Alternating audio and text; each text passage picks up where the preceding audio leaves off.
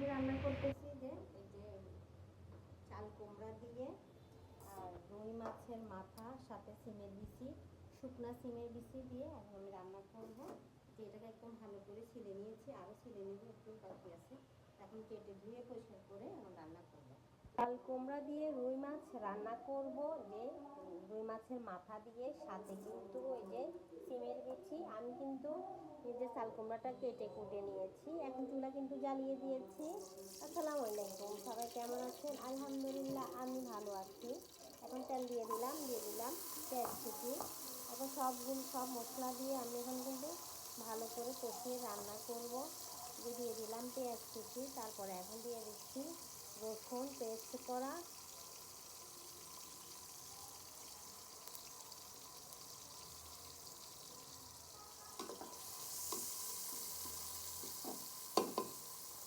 ভাজা হতে হতে দিয়ে দিচ্ছি এখানে দেখেন রুই মাছের মাথা, তারপরে সিমের বিচিগুলা।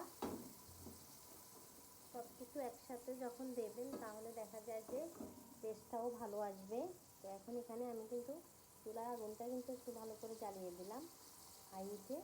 হলুদের গুঁড়া দিয়ে দিলাম 1 চামচ পরিমাণ, তারপরে দিয়ে দিচ্ছি লাল মরিচের গুঁড়া।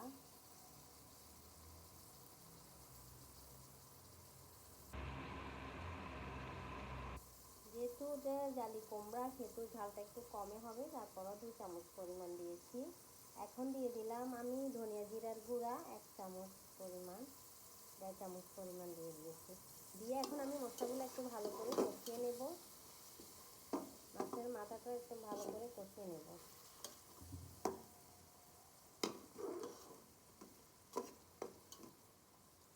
এখন আমি একটু পরিমাণ পানি দিয়ে দেব এখানে।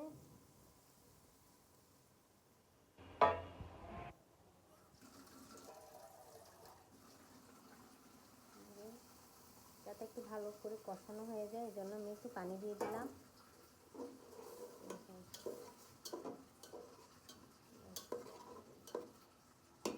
একটা আমি ঢাকনা দিয়ে দেব।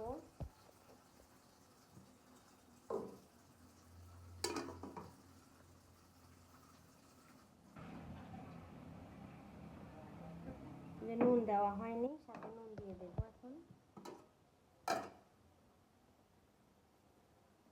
নুন ছাড়া তো ঘিও মাটি, এখন আমি নুন 2 চামচ পরিমাণ দিয়ে দিলাম।